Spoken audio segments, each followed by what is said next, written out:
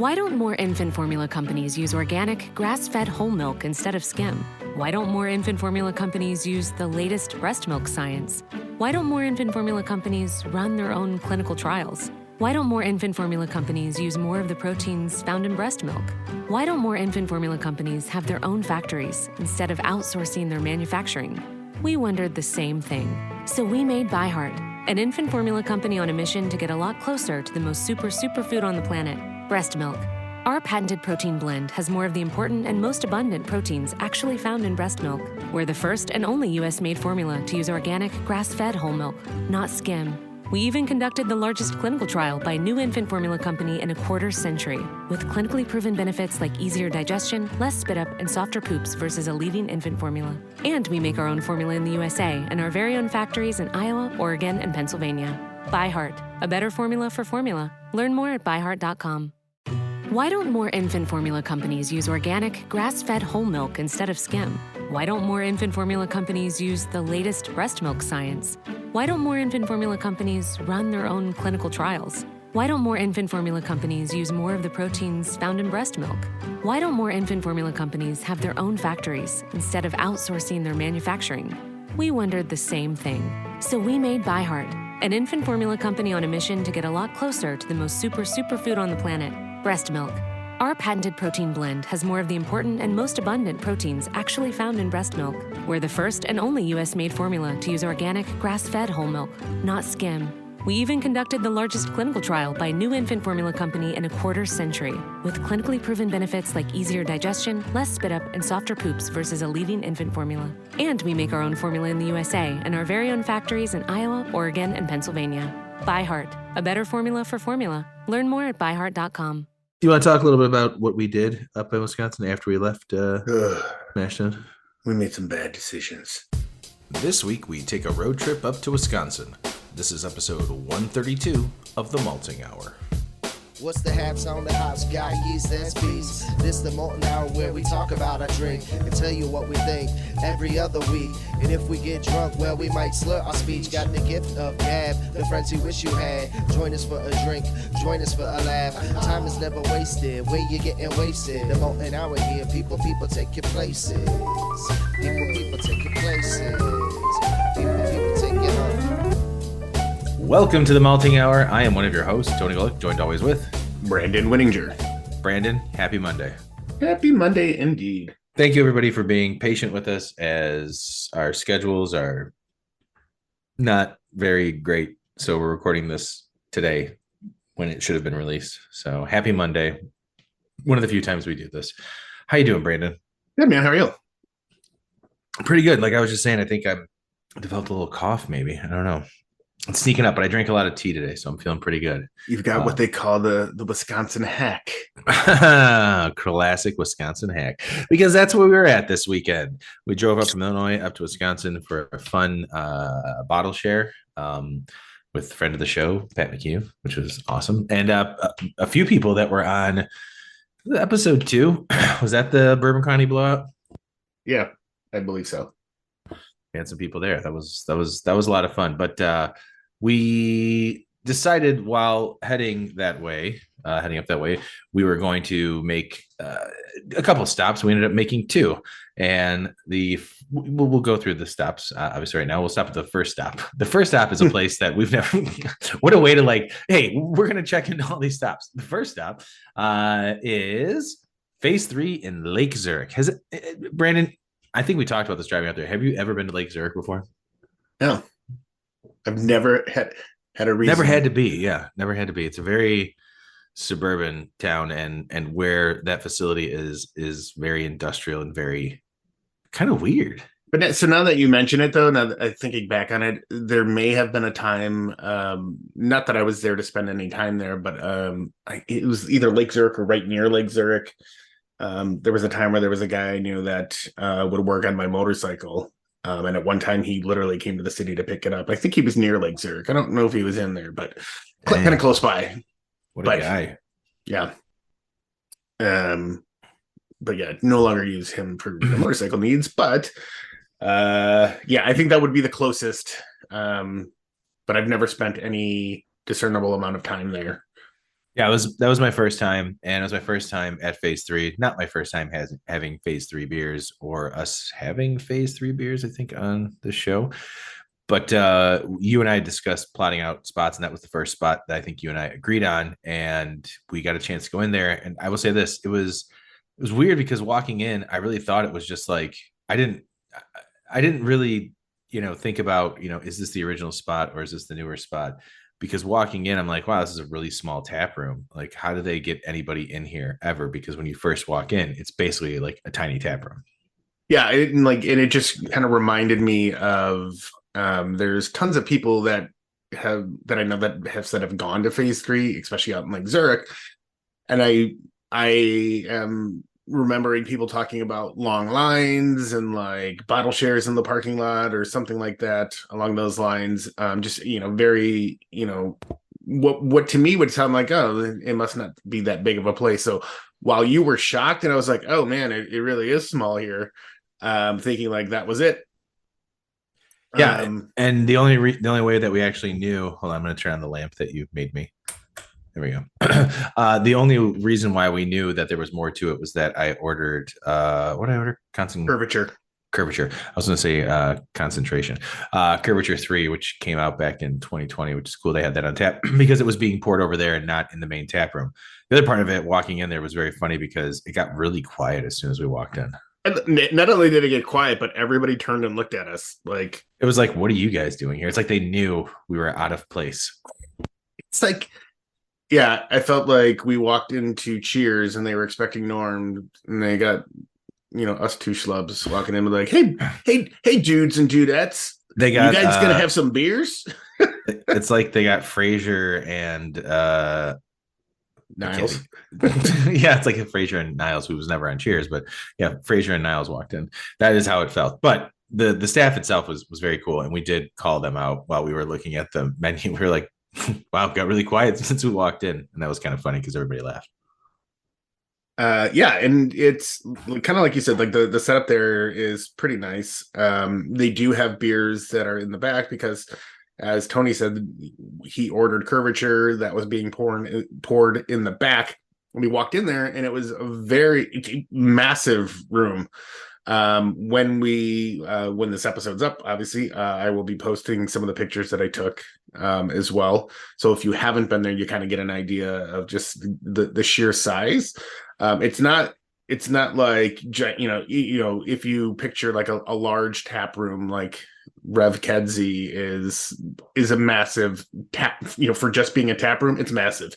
Yeah. But this is still like a really decent size, and it was kind of a relief. I was like, oh man, I thought we were going to be in these tables, like up in the front, which wouldn't have been bad, but it was a whole separate vibe in the back, I felt like. Oh yeah, absolutely. I mean, once we went down the hall, and it was funny because they kind of directly go, oh yeah, go to the back room. And I was like, I don't know where that is, but we walked down a hall, and as soon as we walked in, it's basically a giant barrel room with like a small pinball arcade to the left. Not small. There's like 6 machines. Kind of upset with myself that I didn't go play pinball while we were there, but we were only there for a couple beers.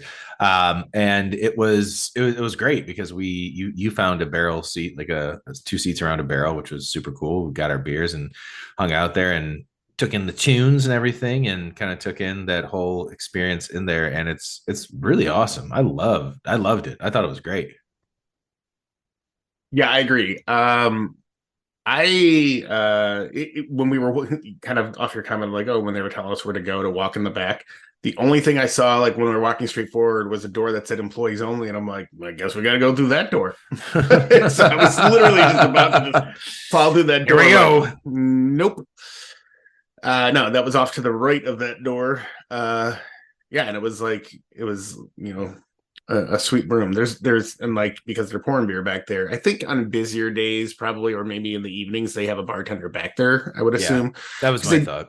Because they do have a POS back there and everything like that. But it was shockingly, like, we pulled in, it's in an industrial kind of like warehouse area, very attuned to like microphone, if you've been there, and like several other breweries. And like it was very unassuming. We didn't know what the building was from the outside, except Tony saw the bird in the window and he's like, I'm pretty sure this is it. I did see the bird. And then we saw a picnic table like at the end of the building. And as we approached and there were some barrels, I'm like, I think we're in the right place. But yeah, there were, and based on the amount of cars that were there was, a handful of cars, 4 or 5 maybe, but then like the bar was pretty full. And then there was a good amount of people in the back too, people playing some of the pinball machines and then just a couple of people scattered around and sitting. So, yeah, like if I didn't know, I probably would have driven right past it. So.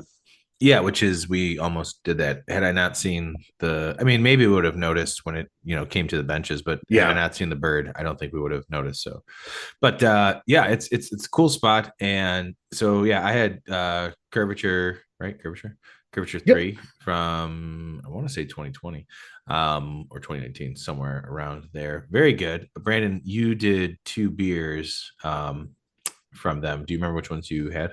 No. I thought maybe you had that ready to go. My bad. I probably should have said that ahead of time. Be like, find out what those beers were. I will say this: curvature was great. It was really, really good. It was a good pour. I like the glass that it came in too. It was like a small stemware for a 5-ounce pour, and it made it look like there was a lot more in there. Like it wasn't like a big glass, and they were just putting like a small pour into it. It was like it made me feel like I was drinking a good amount of it. And also conserving how much I was drinking at a time, because I did sip on it for a while. Very good, great coconut flavor on it, good barrel. It was really tasty. And that was the second time I think I've had that. So I was really excited to see that on tap. And there were a couple other imperial stouts and barrel aged stouts. And that was the thing that I noticed about them. There wasn't like, that's the thing I noticed about Phase 3. A lot of it's like double dry hopped, hazy, triple dry hop, and then some fruited stuff, and then some lagers, and then the barrel aged stouts and the taffy apple one. I was kind of bummed because I did kind of want just like a straight up IPA. Yeah. Like when we went up for the second beer, like I really just wanted an IPA, but I was happy with what I got because I got their Polish style pills, which was very refreshing and very tasty. And I want to find it again. Yeah, so I did know one of the beers I had, but I didn't know the name of the second one. I just wanted to confirm. So I did. So I had the Pixel Destiny. Yeah, that's a good one. And then the Double Pixel Daydream. Those are the first 2 that you had, right? Correct. The second one you had was a smoked lager of some sort. Was it a Vienna lager?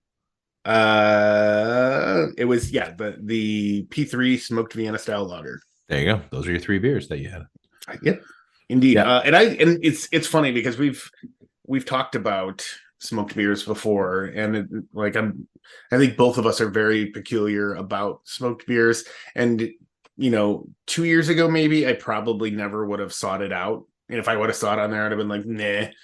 But it's just so fucking interesting how the flavors work in there. That like when I did it, I'm like, this is, like when I had that one, I'm like, this one's fantastic, and then, pardon me, but like getting into like previous ones, like, as we started kind of exploring that style, it's just kind of shocking, like how well they're done and how well like the smoke is present.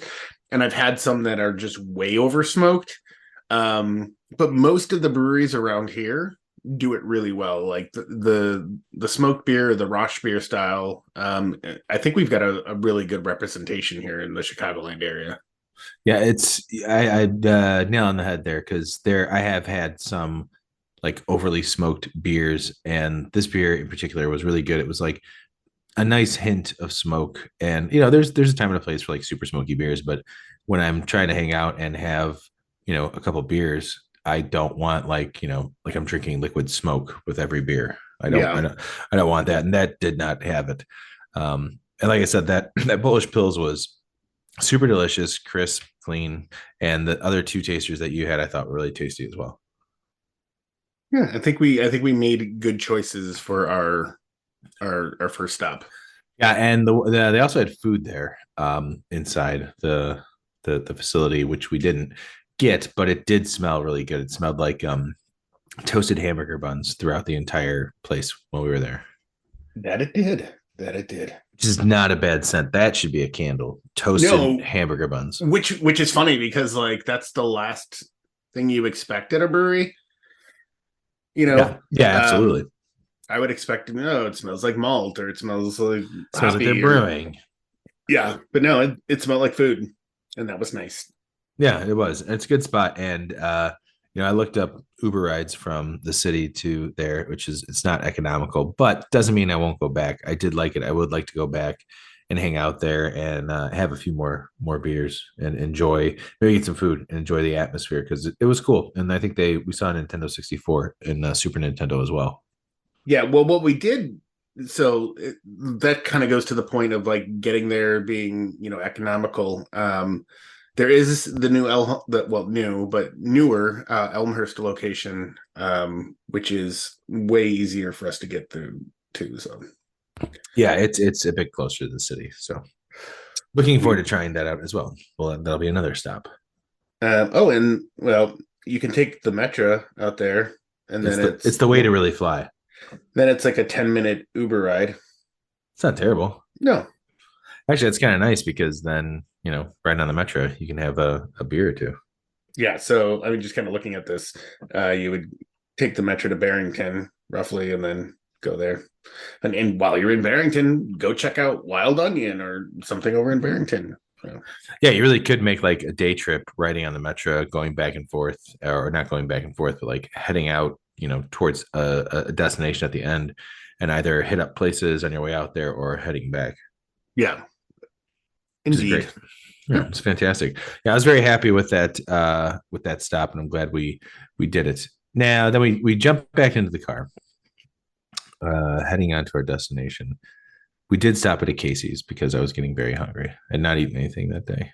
I did grab a spicy chicken sandwich with pickles from Casey's, which I thought was pretty tasty. You gave it a 4.5 out of 10. I did, which doesn't sound good, but for like a gas station spicy chicken sandwich, it was solid. I put a little mayo on there too. I was hoping for their breakfast pizza slices, but we were way past it at that point, so I was not getting it. Brandon, what was you know what? Before we get into the second stop, Brandon, what are you drinking right now?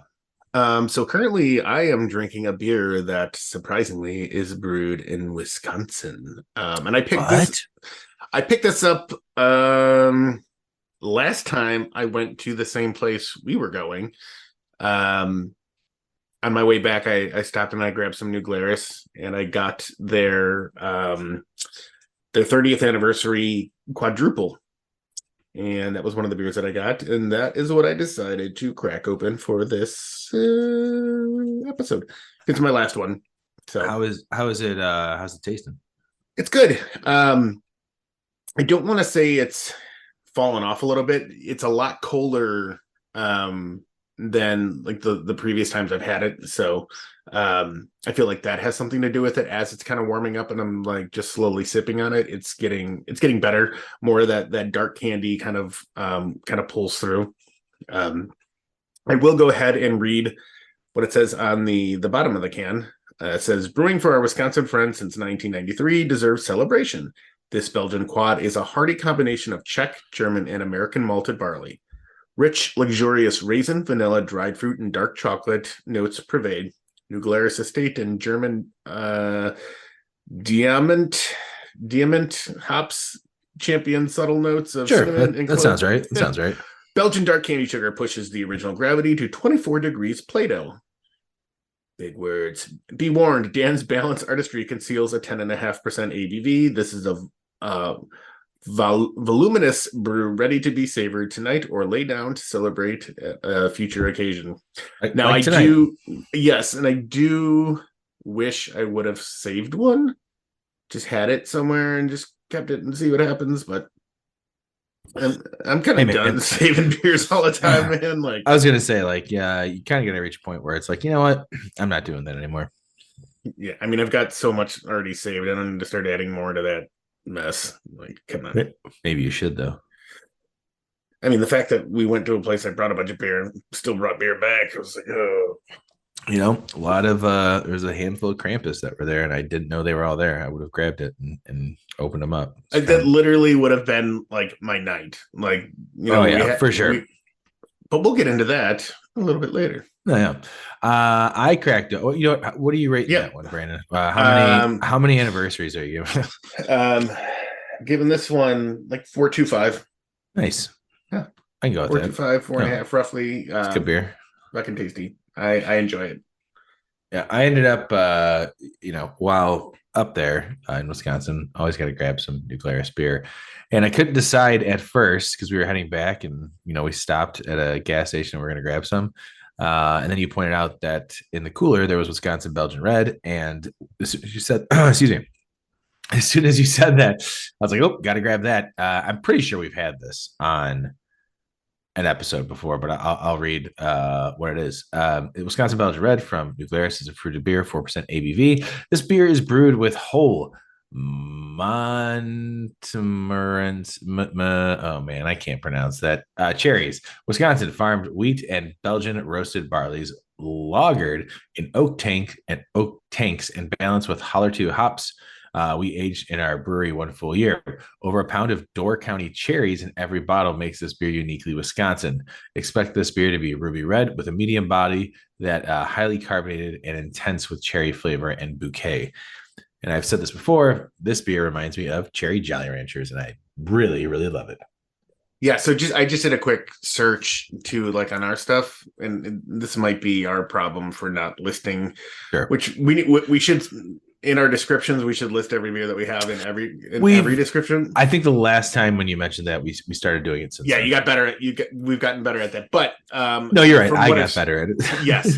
From what I've searched, however, it has not been mentioned.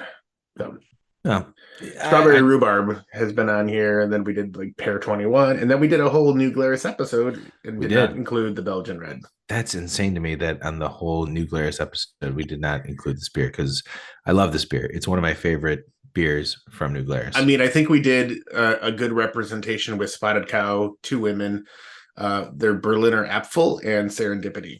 Wow, we haven't even done Moon Man.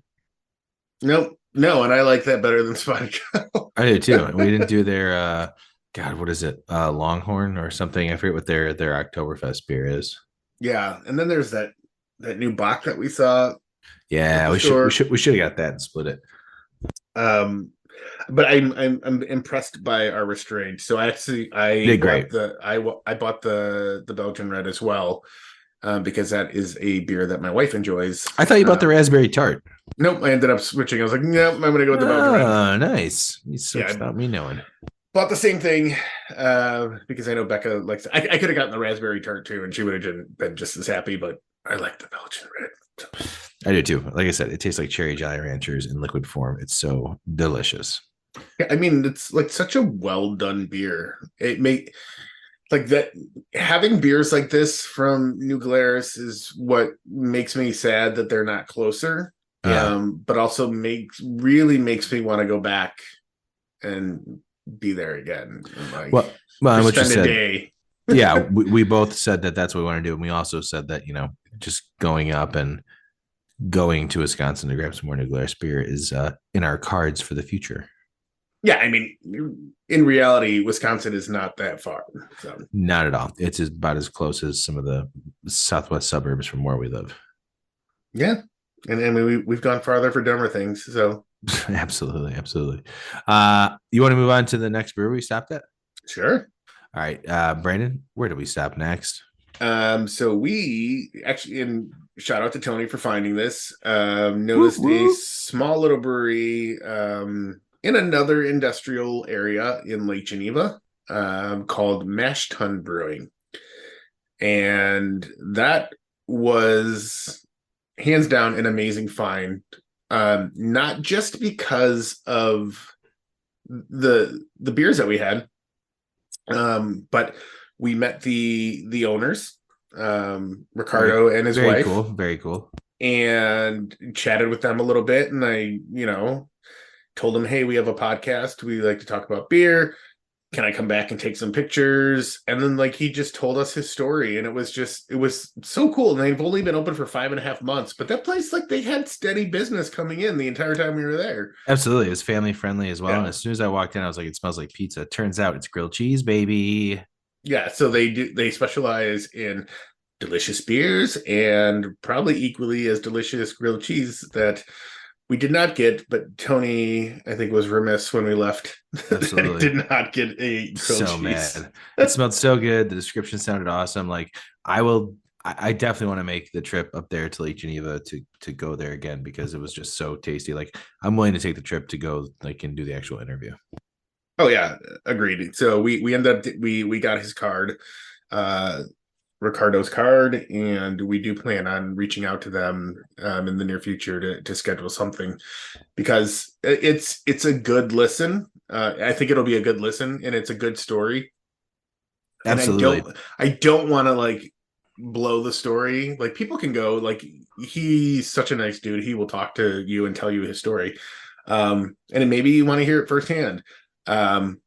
So go there. So like this is your motivation to go there and get the story. Otherwise, just wait, hopefully with the next couple months when the weather gets nicer again, maybe we'll make the trip back out there and spend a little time with them to chat with them. Because I would love to do it in person if we could. Like that would be a fun one to do in person.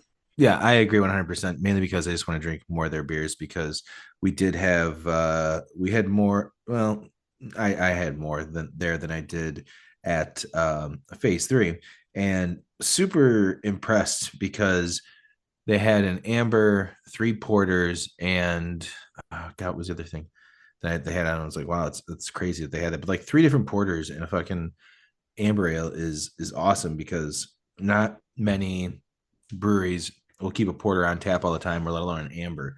And I know you got the amber, and I had one of the porters, and it was just really good. We also got some samples from stuff that was in tanks that Ricardo grabbed for us, for us to try.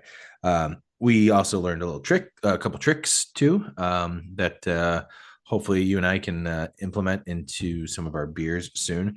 But I want to talk about the first beer that I had, which was Lake Days Mosaic.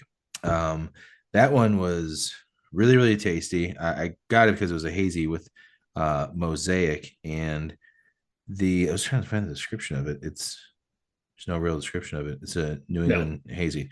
But it has Mosaic and Lotus hops for dry hop. And I have heard of Lotus hops. I don't know of any beers that have it, but the aroma on it was like pineapple, and it was so good. Like I feel like that beer was a fucking game changer for me. Of like, I love Mosaic hops, but that dry hop with that Lotus hop just really just elevated that. I'm watching a lot of cooking shows, just really elevated that beer and took it to the next level. But it did. It made the experience of like smelling the beer and drinking the beer being 2 separate things, but they work together. So it was really exciting to like being able to experience that in one beer.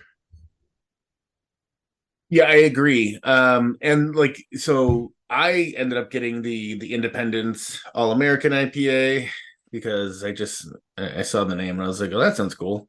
But I've never had an All American IPA. But it was no. I got the dry hopped American I was gonna say IPA. you got the dry hop version of it. So it's basically a West Coast IPA. And then they just dry hop it a little bit extra to kind of increase the aroma, which it definitely did.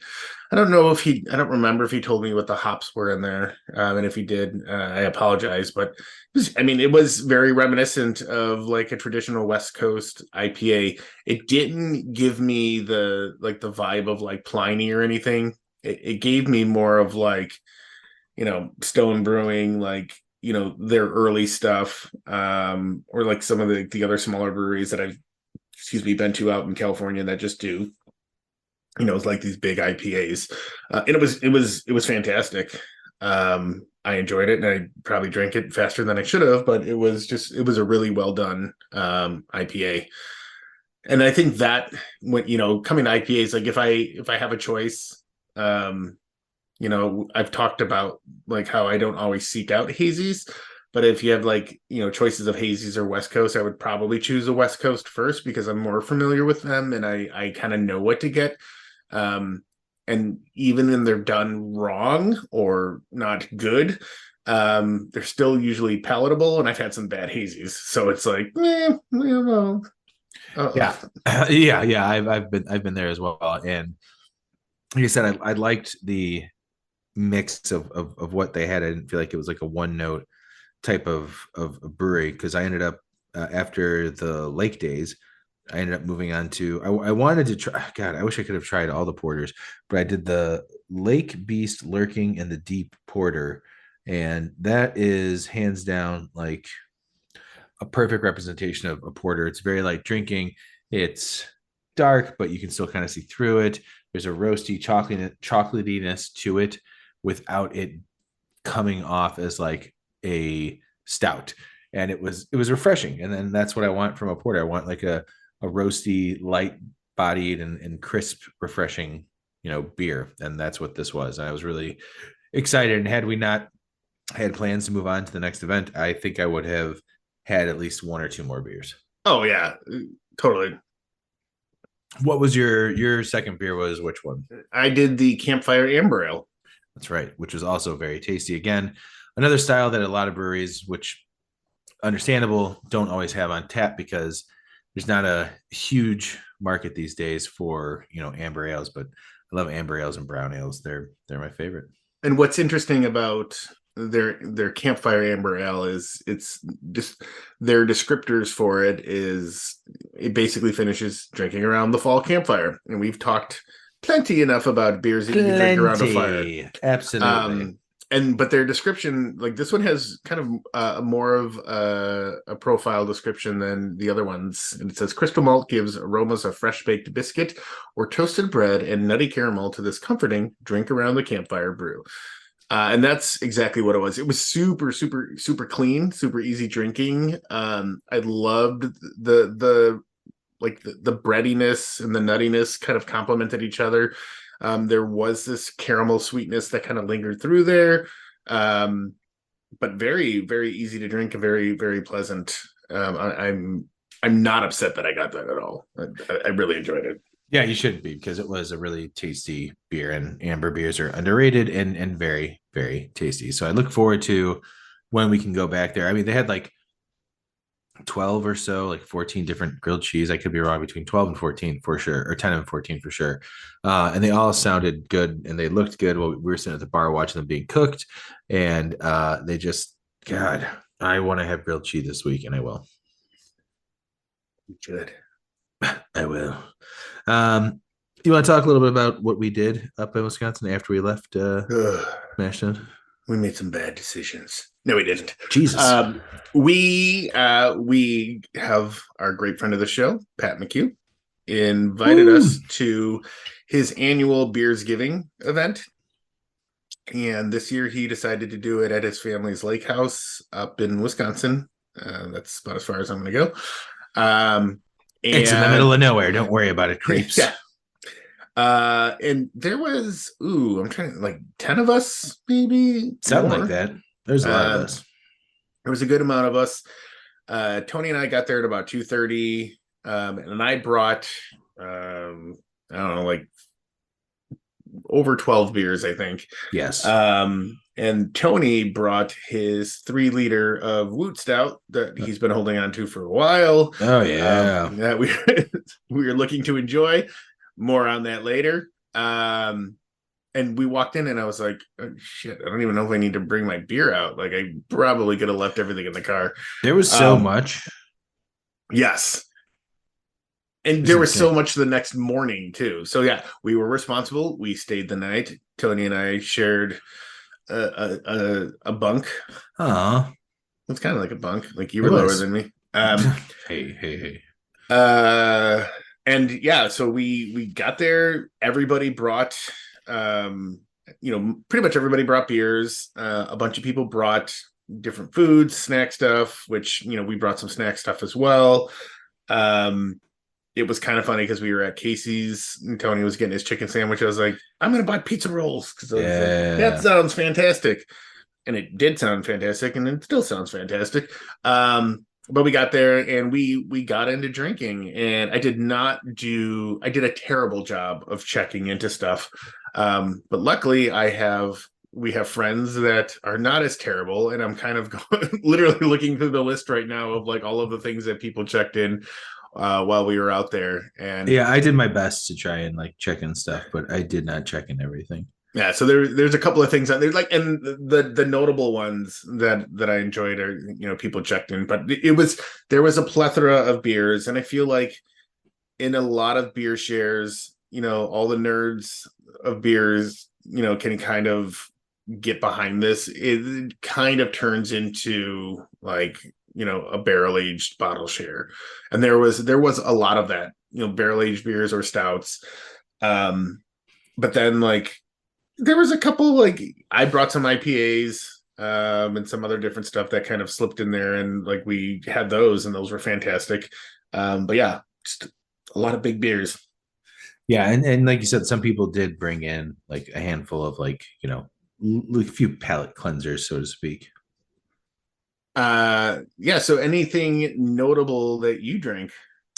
Yes, the most notable thing that I drank, as I'm looking through my phone to pull it up, was Safe Word Mocha, which I'm sorry, barrel aged Safe Word Mocha that comes from Cerebral. Thank you. That was really good. That was my favorite one. I know that a couple other people chose a different not barrel aged beer, but an imperial stout that was, inspired by like a Mexican hot cocoa. That seemed to be another a lot of other people's favorite big beer for the night. But that one was really good. It reminded me of being back at GABF for the first time and having Fellowship Azul. Oh yeah. Without like the heavy brownie batter, but the aroma was there. So that was my favorite. What about you, man? Was there a beer that stood out to you the most? I did enjoy that one. I enjoyed Foreign Exchanges Into the Wilderness. You were on your own on that one. Yeah, I it wasn't like my favorite, but like I didn't mind it. And here's when I liked it the best. It's when I had it the next day. That's why. I mean, it was breakfast time, which made way more sense. Yeah, and here's the thing with a lot of these beers too. Like when you're doing these like all day drinking events, there's some fantastic beers that just get so lost to a palate being burnt out. Absolutely. I feel like that was one of them, and I do feel like it opened up a lot more like the next day, because I poured a little of it. There was a little left, and I was like, I have a rule, like if it's a stout and it's above like 10% and it sits out overnight, I'm like, it is fine the next day. Like I will totally drink some of it. And I did that with more than a few of those. Yeah, you actually had some of the double Bourbon County brownie infused Bourbon County. That I did. It was very good. And there was the other one, I forget the name of it, the s'mores one. That's from Boulevard. Yes. That was also very tasty, which again, I was bummed because I didn't realize that the Fireside Krampus was there just sitting there waiting for us to grab. That would have been a good side by side. I would have, you know what? I didn't grab any beers at all to open up except for the one that I brought. I let everybody else grab beers to open. And that would have been one for sure. Had I seen it, would have grabbed me like, let's try this one, guys. It's really good. What was the other? There was another one that literally just popped in my head, and then you were talking, and I lost it. It's one that I brought, but the Dreckers. Yes, that was really good. I was surprised at how much I liked that. Me too. I was 100% blown away. I was like, I was not expecting to like it, to be honest. I'm glad that we only opened one of them, so now I have 3 of them, so we can have more. Good, because next time I come by, we're cracking one open. Yeah, that was fantastic. I was really impressed with that. And a random side note, I was scrolling through. I've got Untapped open up on my computer, and my point of reference was going to Liz and seeing what she had checked into. But I noticed that Miss Liz is currently, as of 30 minutes ago, at Mars Community Brewing. What the? And she has checked into the Potchki Stout. Oh, man, stout. We got to get it again, baby. I know. I'm very jealous that she's doing that right now. And she's having it on draft. I was like, oh, man. That's making me mad. Madder than I ever have been before in my life. Well, that's awesome. Yeah, I was following a lot of her check-ins as well to find out, or just to make it easier. Yeah, there was such a crazy mix of beers. You brought some hot butcher beers. Some people brought sour beers and IPAs, to kind of like palate cleanse as much as we were having, because all those big beers, just after a while, they just add up real fast. Yeah, I mean, like you can definitely get some flavor fatigue quicker than you want to. Drinking water always helps too. Yep. Agreed. Which I did. Yeah, I think you won the award for most hydrated. More towards the end too. I will also admit that I took like a 40-minute siesta. It's a pro move right there. I did literally. I took my stuff up. I was making my bed because I was like, I do not want to be too fucked up to forget to do this. So I threw stuff on the bed and I was like, oh, my phone's dying. Let me plug that in real quick. And then I looked at the time and it was like 7:20 or whatever. And I was like, this is normally the time we put the kid to bed who wasn't there. And I was like, I usually end up falling asleep when he goes to bed. And I'm like, maybe that's why I'm so tired. So I was like, boom. I crashed out till like 8:00, came back down and rallied till like 1, but also made the decision. Like I had like 1 or 2 more beers after that. And I was just like, I'm done. Like, I just physically, it wasn't that I was wasted, because I wasn't. And it wasn't that I was like, that I couldn't drink anymore. Well, no, I think that's what it was. I wanted to drink more. I think my body was just telling me like, no, dude, like you're full. You are full. You're done, dude. And that I was. So I bowed out, unfortunately. It was a good move. I continued to drink. I drank until about 2:30 and shut it down with Liz. Liz and I were the last ones there. So shut it down. Much like, and by the way, to hear some of these people, that we hung out with, if you go all the way back to episode 5, Bourbon County Blowout Part 1, some people were a part of that who we hung out with this weekend, which was very cool. So there were some beers that we had that I was just like meh about. Unfortunately, one was from Half Acre. It was which one? Beer. Oh, you didn't like that one? It was just like meh. Oh, I like that one. I like that one. I was very happy with it. Thought it was okay. And then I was kind of going back looking at other stuff. I'm sorry you have a shitty palate, Brandon. The barrel aged macadamics. Yeah, that was okay. Yeah, that one was all right. And I wasn't saying that was bad, but it was like that one was like okay. I'm trying to think of like anything else, if there was anything that I had that I was just I don't think I dumped really anything. Shout out to the beer we had from Sketchbook Brewing, the E-Town Brown. Yeah, that was great. Yeah. I got to meet the gentleman who brewed that at Pat's wedding. So that was fantastic. Yeah. So Julie, who was at the party, did a really fantastic job of checking into almost everything. Oh, nice. Barely safe word. Did we talk about that? No, yes, we did. Oh, yeah, we did. Yeah, we did. Yeah. That was the one. Yeah, sorry. That was the one that I loved. That was the one that reminded me. Oh, and the chocolate strawberry Yeti. Yeah, that surprised me, and I was telling Jordan that I think it was Jordan I was talking to about it. That the last time I had no, it wasn't Jordan. The last time I had a Yeti was the fucking gingerbread Yeti that I did not like at GABF, and I haven't had a Yeti since. And that chocolate strawberry one was fantastic. It was so they tasty. did a really good job. It was really good. I really liked that one. I'm trying to think. The only one. Okay, so we did some infusions as well of Bourbon Counties. Oh, that we did. We cannot forget about that. The first one we did was a 2015 Bourbon County, infected Bourbon County. Stupid. With Reese's Puffs. If you follow us on Instagram and Facebook, you probably saw that. The only thing bad about that was that the Bourbon County was off. It was infected. It was no good. But we've done cereals before, and that was good. This one I liked it though. I liked it. Yeah, you weren't the only one. That was the only beer that I actually dumped. I couldn't do it. I did not like it. Fucking loser. You poured more. You were like, in your face, Tony. Look what I can do. And then the next one we did was these very strong, but like a year old coffee beans that were just insane. And I was saying, from Bora Bora. Yeah, I was saying you guys should have like fucking blended it up and crushed it up a little bit so we can impart more flavor, but we didn't. We let it sit for like 20 minutes, and oh my god, the aroma and taste of the coffee in there was amazing. It was so good.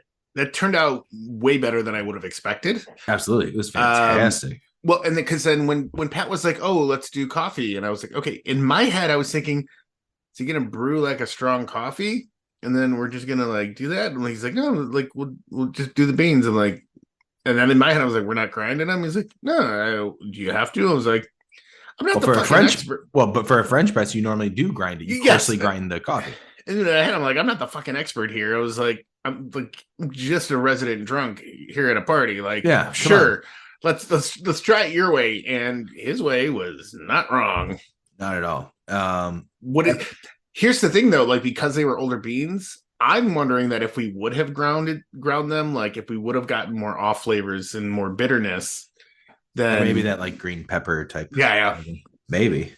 Either way, it was good. Do you remember? I think the next one was the pumpkin. Chinese. No, I think it was pumpkin spice. The pumpkin spice. So I was in charge of that one, which we figured out like what are the ingredients? Spices? Yeah, what's the ingredients for pumpkin spice? It was good. It was just very cinnamon heavy. It smelled more like pumpkin spice than it tasted like pumpkin spice. Yeah. Then we did the Chinese 5-spice, which I was again. I finished it, but I was in the lesser of the crowd where I did not like it, and most people thought it was okay. Which teach their own. Yeah, I took a small little sip of it. It wasn't terrible, but I was like, yeah, no, I couldn't. It reminded me of Chinese barbecue pork spare ribs. And then I was like, oh man, if we had some like good, Chinese meat. Like, I mean, that would be like side by side. That would have taken that one. That one for me would have been like, oh man, this is delicious. I really like this. Indeed. And the final one was that there were Bourbon County brownies that were baked with Bourbon County that we took originally one, but then realized that 2 was better. And French pressed it. By the way, the 2015 with the coffee beans as well. Right. That's right. That one was my favorite of the night. It was amazing. You can taste and smell the brownie and get a little bit of that coffee, and it didn't cover up the Bourbon County. It might have been too much for some people, but I think overall that was, for me, the winner of the night for the French pressing of Bourbon Counties. Yeah, agreed. But and I had like a little bit the night before, like that night I tried a little bit, and then the morning I tried it, and it was like there was still like a significant amount left. I was like, I'm gonna give this a shot. I'm like, holy shit, that was good. Yeah, I give you props. We got up at 9 a.m, and then you did like a couple of half tasters of some beers that were still sitting out. So way to go. Yeah, no beer goes to waste. I mean, some of it did, but overall, a lot of it did. Yeah, I mean, there was a couple other misses that I'm not really remembering, but like overall, it was a really nice, like it was a fun time. It was a great time to try all these beers and sample them, and hang out with people and enjoy. Like that was a full, like basically a 12-hour day of drinking for most of us. I mean, if we're talking misses, I think we have to mention the 3-liter of Wood Stout. Unfortunately, did not hold up. It wasn't bad or it wasn't terrible, but it was not good. No, it tasted oxidized. Yeah, I was kind of bummed out by that. But you know what? The experience of opening that up was fun, and thank you for that gift, Brandon. I appreciate it. Yeah, great. Glad I bought you an oxidized beer. Well, it may not have been at the time, but true. And also, I'm glad that there was enough people around to like just try some of it. Because, dude, if we would have done it like we had said so many times in the past, oh, just me and you, we'll open it. Like, like either we would have been stupid and forced ourselves to drink it. I think we would have. I think you and I would have forced ourselves to drink at least half of it. Oh yeah. But I gave myself like a full pour and I drank it. And yeah, I did too. I think you poured it for me, so I had a nice full pour of it. It was fine. Yeah, but it's not the Woot Stout that we love. No, not at all. And when Woot Stout comes out, I'm always excited to give it a try. Yeah, so like definitely not a knock at Woot Stout at all. No. It's a fantastic beer. It's just that the way that I don't know if it was just the way it was stored originally, because like I know you kept it, like you had it refrigerated too. Right? Ever since you gave it to me, it's been in a refrigerator. Yeah, so like there's no way that like there could have been like terrible. And like it even when you took it out of the fridge, it sat in the car, which it was like 30 degrees outside. I was gonna say, yeah, it was pretty cold outside. So the stops we made along the way, like when we got it, we pulled it out of the car. It was still like chilled. Yeah. It didn't warm up enough to like fuck it up. Yeah, it should have been like at like the perfect temperature roughly that you want to drink that at. And it fell short, unfortunately. Yeah. Oh well. And that's how it goes sometimes. And that's why everybody drink those beers fresh. Indeed. Well, Brandon, I think we covered this entire trip pretty well. I had a great time. Thank you for bringing me along, and Pat, thanks for having me and Brandon up there. It was so much fun. It was nice to be a part of a tradition that some friends do. I was a little bit of the outsider, but it was great. Oh, you ended up making yourself right at home, so that's like it wasn't hard. It's not hard for me to put myself home. Like it's like all of those people are super cool and like oh yeah, it's not I was saying it's not me, it's them. I mean, I love the fact that as soon as I walked there, even at like Fobab, Jordan started talking to me right away, and Jordan started talking to me right away. On Saturday, so that was cool. Yeah, Jordan, all like super cool people. It's nice to hang out with people like Liz. Like we know Liz all the way back to like the high school days. She joined us at the plays at Quigley and stuff like that. So like I've known, she was commenting that like being friendly and knowing somebody, she's known me and I think partially you as well, like longer than she's known Pat, even though she went to school with Pat. Yeah. She wasn't really friendly with him until like after high school, I think. That makes sense. Sometimes that happens. Yeah. So it was like, small world. And then like, there's just like this whole like universal, like she became friends with Patty McGrath from the play. Right. And Patty was, like we grew up with Pat, not grew up, but like we did all the youth group stuff with Patty in high school. Like, yeah. So it's fun, like hanging out with her and like retelling stories and just, like enjoying, being with like pleasant people like that. Yeah, I mean, there was heated discussions over sandwiches and hot dogs. Yeah. Is a hot dog a sandwich? You guys tell us in the comments. Let us know. Do you think a hot dog is a sandwich? Yeah. Hung out with Pitts for a while. That was fun. Oh no, you brought it to the podcast, man. Way to go. I don't know if she listens, but we'll find out. Let her know. Yeah. No, it was great. Hopefully we will get that invite again. But that's kind of like an extended version of usually what happens on like the taco trolley that we do. So hey, and you know what? I'm signing up this year, baby. Oh, you're signed up. Thank you so much. I can't wait to go. I'm looking forward to eating plenty of tacos. Tacos and debauchery, and then a piñata at the end. Wow, that sounds like a great time to spend a warm June evening. Yeah, dude, it's usually always. I don't think we've ever had like a terrible time. Like the weather is always pretty much cooperated for us, I think. Hey man, with me there, who knows? I could ruin everything for everybody. Thanks. Looking forward to that. Can't wait to not be invited to anything ever again. All right, everybody. Thank you for giving us last week off and giving us some time to post this today, even though it's still technically Monday, but we're behind that whole thing. We got stuff going on. Right. We're still planning a 5th anniversary episode sometime soon, but there's a lot going on. So a malted mini or after the final pour will be for you next week, and then we should be able to start swinging back into a normal schedule. We got some stuff lined up, so we appreciate everybody listening and your continue listening, even if you're listening to it at 1.5 times speed, because you don't want to sit through the entire hour. Aww. It's all right. Thanks, Pat. You're not used to hearing my voice the way it is when we hung out, but I get it. I don't want to hear me talk this long either. Brandon, I love you, buddy. Love you too, man. And we'll see everybody next week. Thanks for listening. Bye. Why don't more infant formula companies use organic, grass-fed whole milk instead of skim? Why don't more infant formula companies use the latest breast milk science? Why don't more infant formula companies run their own clinical trials? Why don't more infant formula companies use more of the proteins found in breast milk? Why don't more infant formula companies have their own factories instead of outsourcing their manufacturing? We wondered the same thing. So we made ByHeart, a better formula for formula. Learn more at byheart.com. This has been the Malting Hour. Be sure to follow us on all social media by searching The Malting Hour and at themaltinghour.com. You can also follow us individually on social media. Brandon can be found on Instagram as BMDub81, on Twitter, BDub81, and on Untapped as BDubDrinksBeer. Tony can be found on Instagram and Untapped under Ace of Help Chicago, on Twitter, The Ace of Help Chicago. Clark can be found as Clarkowski on all three. Dan can be found on Instagram as hip__hops and hip hops on YouTube. Be sure to subscribe, like, and rate the show on your preferred podcast listening platform. Until next time, cheers from all of us at the Malting Hour.